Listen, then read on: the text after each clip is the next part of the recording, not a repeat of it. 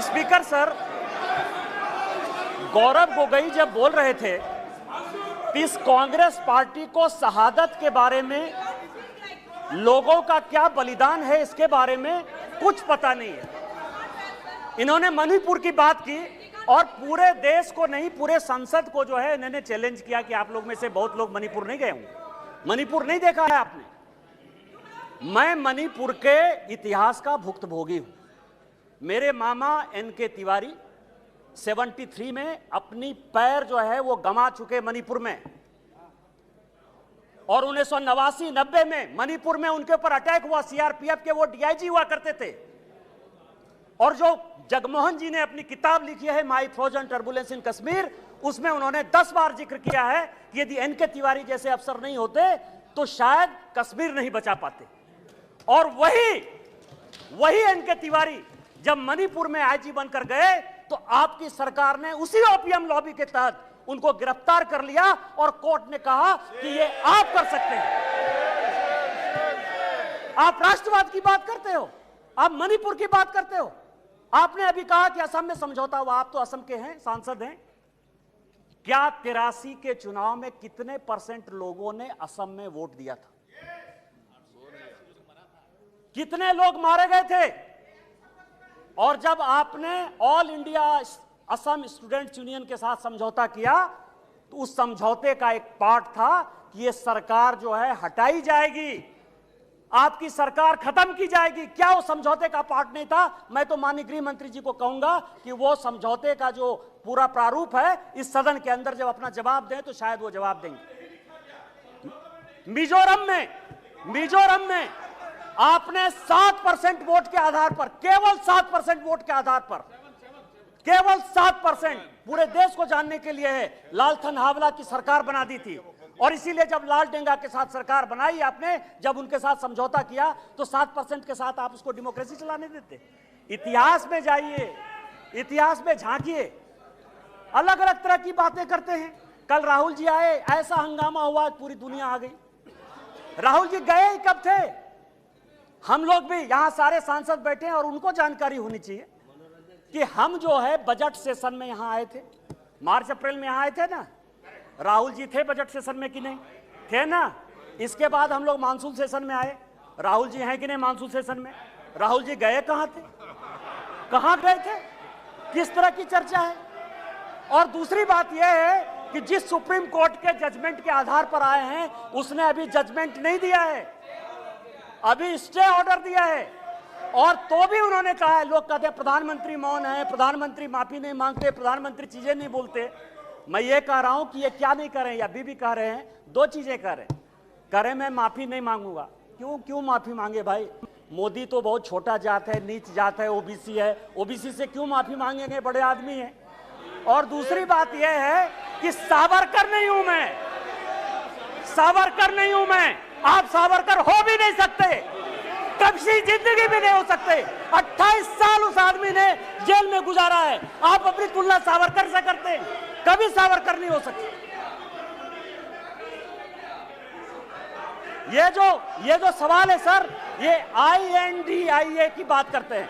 मुझे तो, मैं सोनिया जी का बहुत सम्मान करता हूं, और ये जो INDIA बना है सर, ये INDIA, यहां जितने लोग सांसद बैठे हैं ना, उनको रैंडम यदि आप पूछ लीजिए अपोजिशन वाले से कि INDIA का क्या फुल फॉर्म है, शायद कुछ ही लोग होंगे जो बता पाएंगे। और ये इंडिया बात कर रहे हैं सर।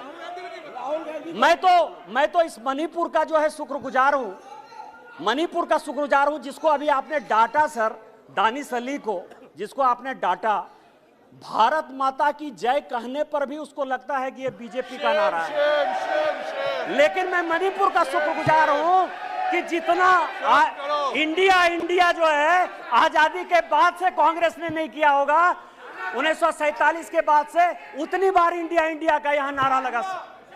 मैं आपका शुक्रगुजार हूं।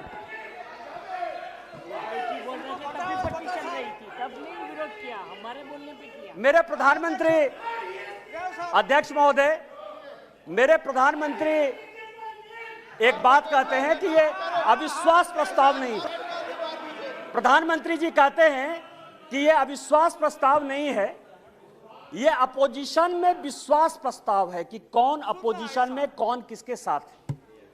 जब माननीय प्रधानमंत्री जी ने यह कहा तो मैंने सोचना शुरू किया सर कि प्रधानमंत्री जी ये बात क्यों कर रहे हैं, हमारे खिलाफ अविश्वास प्रस्ताव है, लेकिन वो कह रहे हैं कि ये अपोजिशन वाले अपने विश्वास प्रस्ताव की बात कर रहे हैं और उसमें वो देखना चाहते हैं कि कौन दल सचमुच उनके साथ है।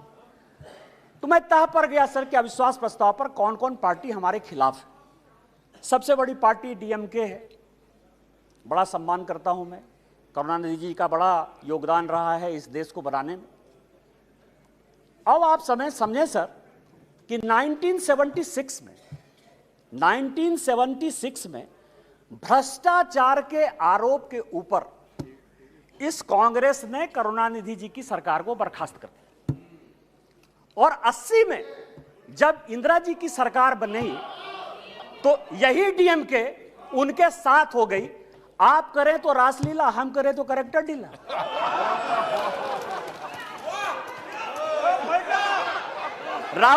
राजीव गांधी का मर्डर हुआ सर, राजीव गांधी का मर्डर हुआ, 2 कमीशन बना, वर्मा कमीशन बना और जैन कमीशन बना, और जैन कमीशन ने कहा कि लिट्टे को सहयोग करुणानिधि जी की पार्टी डीएमके देती थी।